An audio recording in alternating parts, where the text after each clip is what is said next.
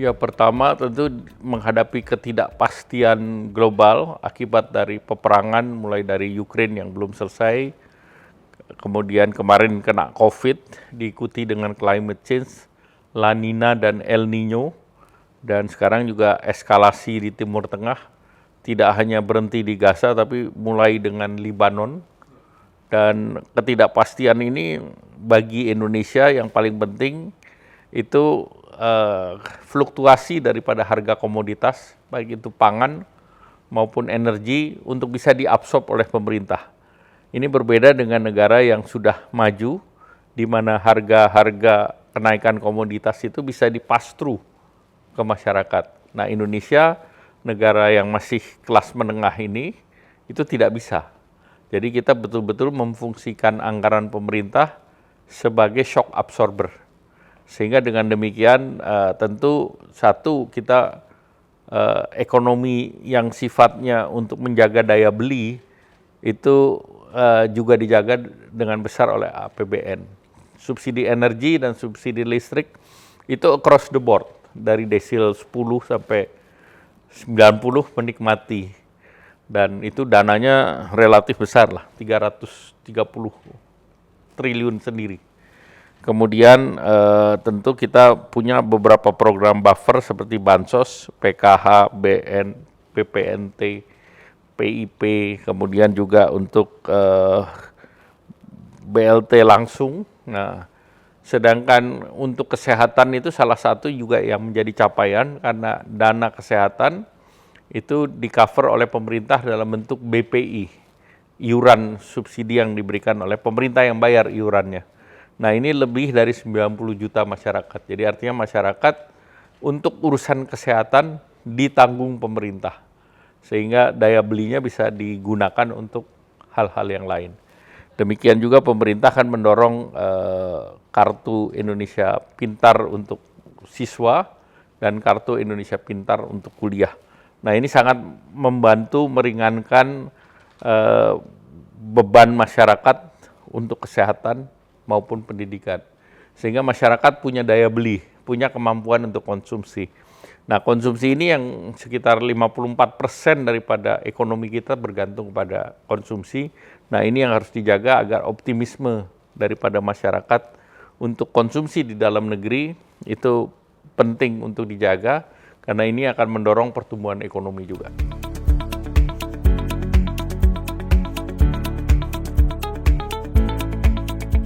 Ya, jumlah kelas menengah itu sekitar 63% atau sekitar 185 juta orang.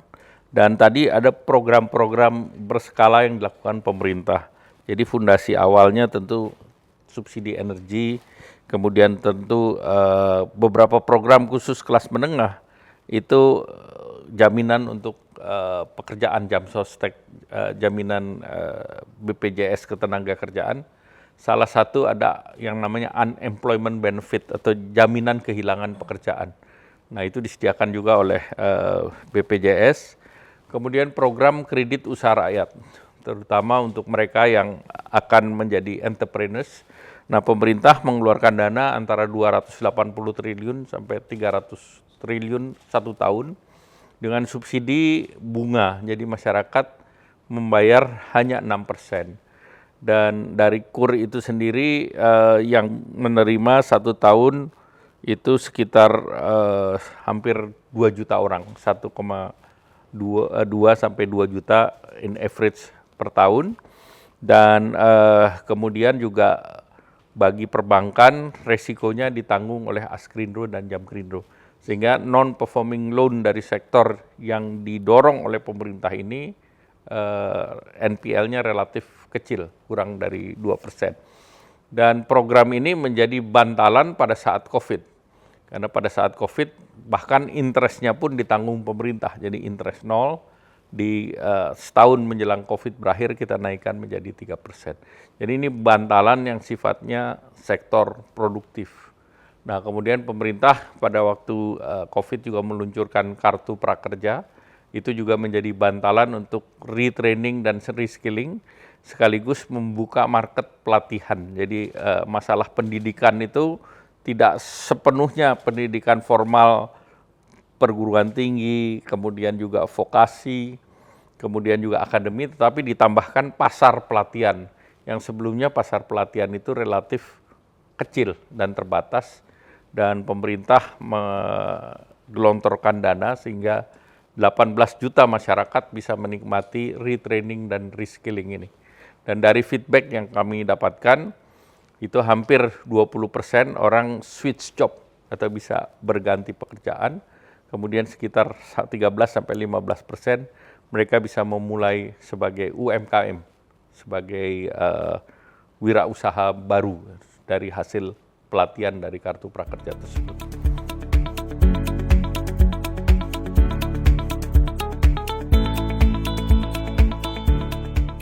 Ya, pertama kita selesaikan jalan tol. Jalan tol kan mulai dari Sumatera, Jawa, kemudian bahkan sampai Papua, itu kita dorong. Nah, ini baru kita selesaikan yang namanya backbone, jadi jalur utama. Sedangkan Indonesia tidak hanya membutuhkan backbone, tetapi juga fishbone. Sebagai contoh, jalan tol di Sumatera, kan itu belum akses ke Bengkulu. Nah, akses ke Bengkulunya ini yang perlu, iya, itu kan yang salah satu yang harus didorong. Nah, itu kan seperti fishbone. Demikian pula ke wilayah-wilayah perekonomian lain. Yang sederhana aja kan Jawa aja, yang di North Jawa Corridor, kan yang ke Patimban kan belum nyambung ini malah. Jadi yang ini juga harus seluruhnya diselesaikan. Kemudian infrastruktur lain yaitu danau dan bendungan-bendungan. Nah, bendungan-bendungan ini perlu juga kita dorong, karena bendungan-bendungan ini akan menyelesaikan juga irigasi. Tetapi untuk menyelesaikan irigasi ini kita membutuhkan saluran tersier dan sekunder yang belum semuanya diselesaikan dalam periode ini. Nah, ke depan Bapak Presiden-elek akan mempersiapkan Inpres selain untuk jalan, juga untuk saluran-saluran irigasi, agar produktivitas pertanian itu bisa dapat segera dicapai. Kemudian yang berikut lagi tentu ketenaga listrikan. Investasi yang dilakukan di sektor ketenaga listrikan itu membuat kita mempunyai backup tenaga listrik, bukan hanya yang berbasis PLTU, tetapi juga berbasis daripada renewable energy. Nah, PR berikutnya tentu kita bagaimana membuat transmisi, di mana transmisinya itu bukan hanya antara Sumatera dan Jawa, bukan hanya Bali dan Jawa, tetapi juga nyambung ke Kalimantan, Sulawesi, dan yang lain. Sehingga pilihan kepada konsumen untuk mendapatkan energi, optionnya akan semakin terbuka. Nah, kemudian juga dari infrastruktur digital, itu sudah diselesaikan infrastruktur fiber optik ke sebagian besar pulau besar. Kemudian yang tidak di-connect dengan fiber optik tentu di-connect dengan satelit, Satria. Dan kemarin Presiden launching di Bali terkait dengan penggunaan Low Earth Orbit Satellite. Jadi ini Low Earth Orbit Satellite ini salah satu terobosan juga, karena itu mempunyai infrastruktur yang berbeda dan kita bisa mencoba berbagai teknologi terakhir, dan tentu cost dan benefitnya diharapkan ini bisa membuat masyarakat lebih terbuka terhadap jaringan-jaringan yang ada.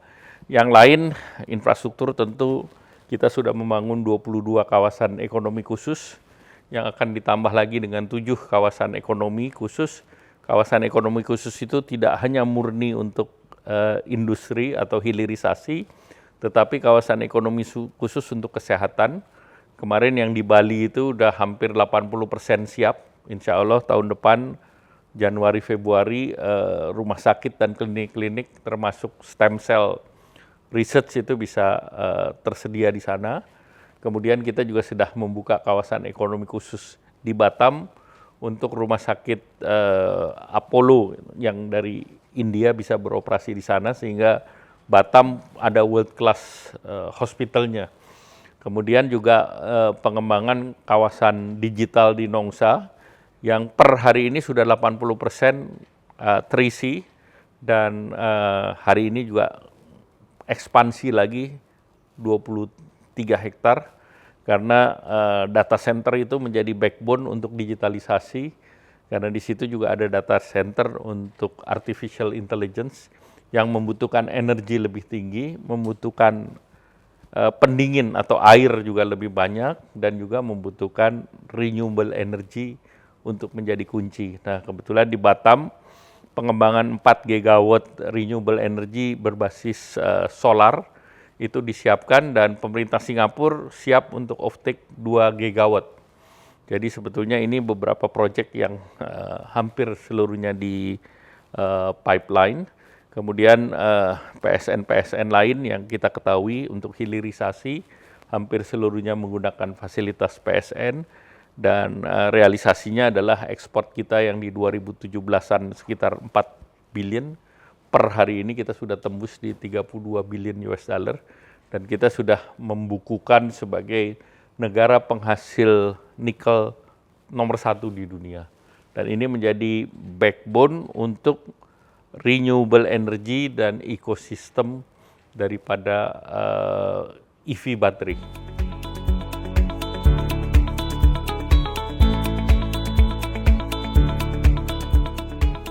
Ya, pertama IKN ini untuk pembangunan pusat pemerintahan dengan 4 kantor Menko ini rata-rata sudah mencapai 60%. Kemudian istana sudah selesai, kemudian backup yang lain juga disiapkan. Nah, tentu kita perlu membuat kunci untuk pengembangan sebuah kota, yaitu pendidikan dan rumah sakit. Dua-duanya sudah di groundbreaking oleh Bapak Presiden. Kemudian tentu kita melihat minat dari beberapa investor lagi yang beberapa waktu kemarin juga sudah mulai mau menanamkan investasinya. Yang paling penting dunia sudah melihat apa yang Indonesia bicara mengenai IKN, itu barangnya sudah terlihat dan sudah digunakan kemarin pada saat 17 Agustus, sehingga beberapa pipeline daripada investasi kelihatannya sudah mulai mau masuk. Tentu secara teknis ini kan pemberesan daripada hak-hak apa yang akan mereka peroleh terhadap investasinya. Nah, itu yang sekarang dalam tahap pematangan.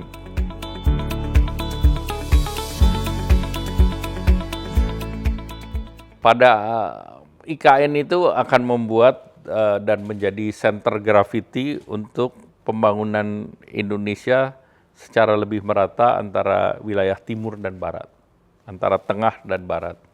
Selama ini kalau center of gravity-nya berada di Indonesia bagian barat, itu beratnya di Indonesia bagian barat. Kita bisa melihat bahwa Jakarta sebagai ibu kota sekaligus pusat perdagangan, income per kapita Jakarta ini kan sudah lewat middle income trap. Bahkan capaian ataupun target 2045 yang 25.000 itu sudah dicapai di Jakarta. Sehingga ini perlu dibalance.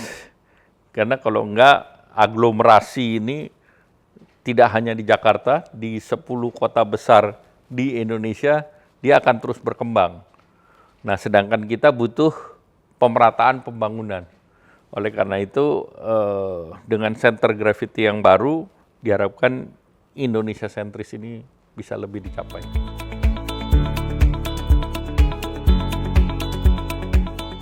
Kalau kita lihat daya tarik luar Pulau Jawa kan, kalau Sumatera Kalimantan itu adalah perkebunan. Kemudian kalau di Kalimantan perkebunan dan pertambangan. Kalau wilayah timur pertambangan dan hilirisasi. Jadi kalau investasinya masuk dalam tema-tema tersebut, itu sudah masuk karena investasi untuk mineralisasi itu biasanya capital intensif. Dan kita bisa melihat capital intensif masuk besar di Sulawesi dan di Papua. Dan tentu pertumbuhan ekonomi di Sulawesi Tengah misalnya maupun di Papua itu lebih tinggi daripada rata-rata pertumbuhan ekonomi pada saat dia terjadi investasi, termasuk di WDB di Maluku Utara. Nah, yang kita perlukan kan pemerataan pertumbuhan itu kan sustainable, panjang. Nah, salah satunya untuk koridor ekonominya itu dibuka. Jadi kalau kita lihat pertumbuhan ekonomi di Jawa itu kan relatif merata dan stabil. Nah, ini yang kita ingin dorong juga ke wilayah-wilayah di luar Jawa.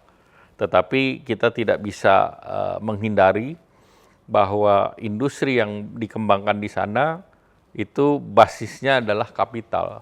Karena memang jumlah tenaga kerja di luar Jawa relatif lebih sedikit. Makanya salah satu pengembangan juga di Kalimantan Utara itu pengembangan industri berbasis energi hidro, dan itu adalah mau nggak mau yang dikembangkan adalah smelter-smelter, baik itu aluminium, nikel maupun smelter yang lain, bahkan ke depannya industri berbasis amonia ataupun hidrogen yang menjadi kunci bagi transisi energi ke depan. Nah, itu hanya bisa ada kalau kita punya energi yang masif.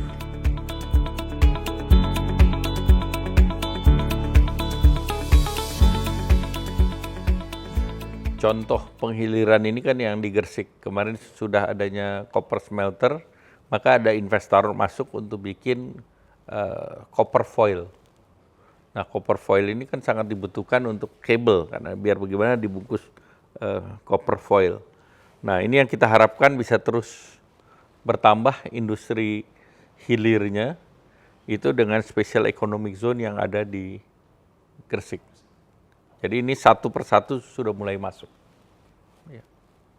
Kalau penghiliran yang lain Pak, tadi kan sebenarnya kita masih ada yang di sumber perkebunan dan sebagainya itu ada upaya. Kalau kita bicara hilir kan kalau kopi ya jadi kopi. Iya, jadi Starbucks, jadi kopi kenangan jadi. Kalau bicara kita kelapa sawit sudah banyak, CPO, oleochemicals dan yang lain yang kita dorong. Nah, kemudian sebetulnya yang lain kelapa juga mirip. Tapi kelapa karena selama ini juga hampir 90% adalah kelapa rakyat, maka R&D-nya ini yang ketinggalan dibandingkan dengan negara lain. Kalau R&D negara lain termasuk di Thailand misalnya, mereka antara pohon kelapa dan kelapa sawit tingginya udah mirip aja. Sehingga untuk panennya lebih mudah.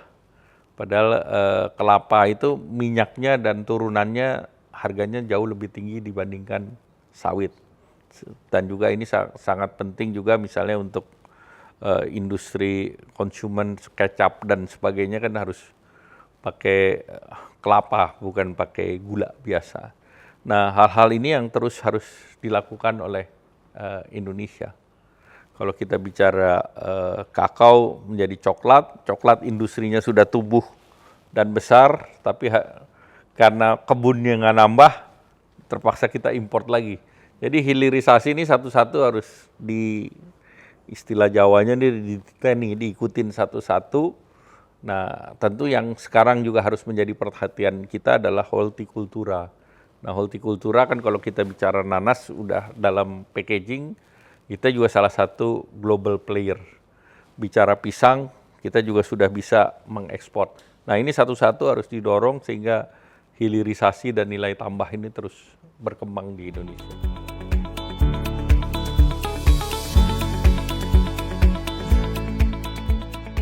Target kita memang kita selesaikan di periode ini, karena kita sudah menyelesaikan hampir 90% kontennya.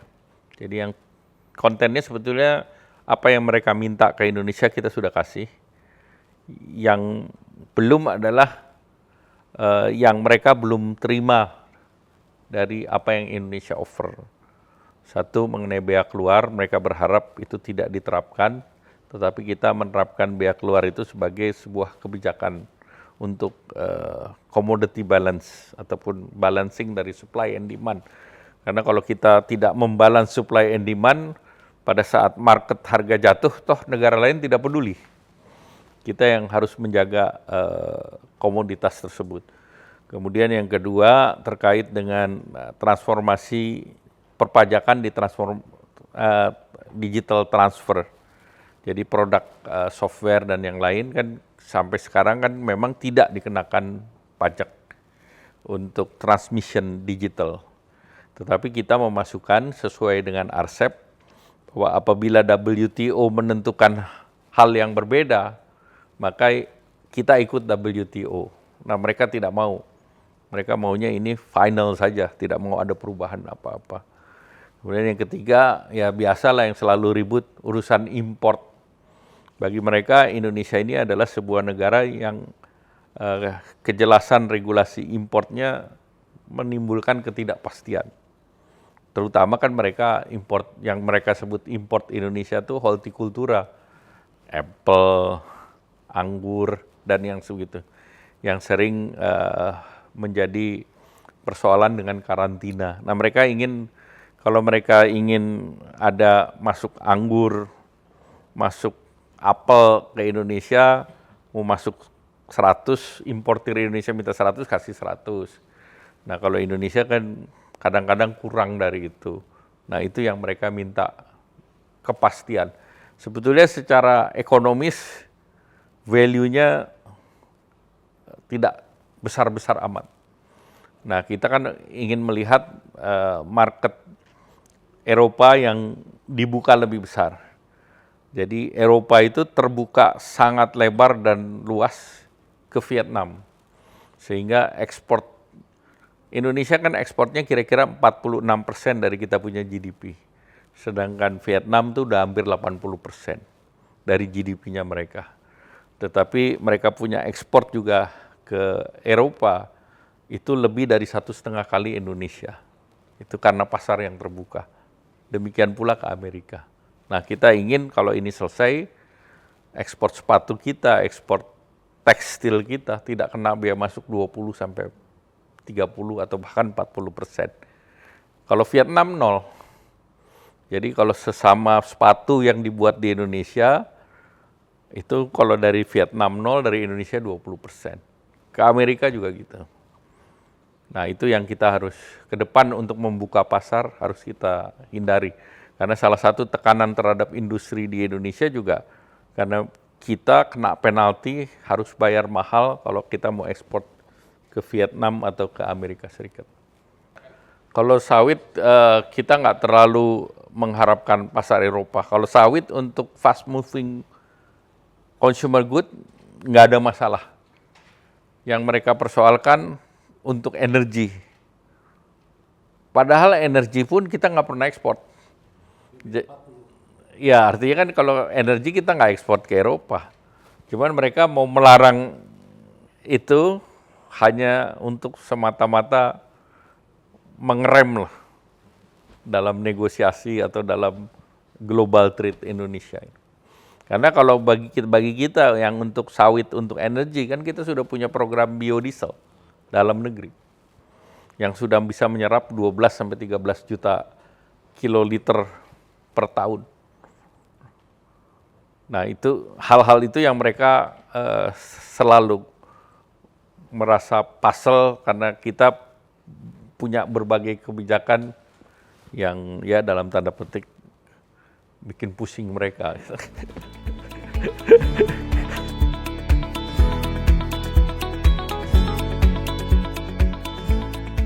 Ya, pertama pemerintah dalam 10 tahun ini kan kerja fundamentalnya banyak, terutama dalam pembangunan infrastruktur dan juga dalam diplomasi internasional. Ya tentu karena kebetulan Pak Presiden-elek juga berasal dari kabinet ini, tentunya Bapak Presiden berharap program-program yang sudah proven ini dilanjutkan. Tetapi tentu dengan prioritas yang dijanjikan oleh Presiden-elek. Oleh karena itu dalam transisi terhadap APBN, ini kan sebetulnya sudah dialokasikan dan dibuat format yang akan memudahkan pemerintahan ke depan untuk langsung bekerja. Bahkan juga untuk struktur pemerintahannya kan dengan sudah mulai juga setara bertahap dibahas dan disiapkan.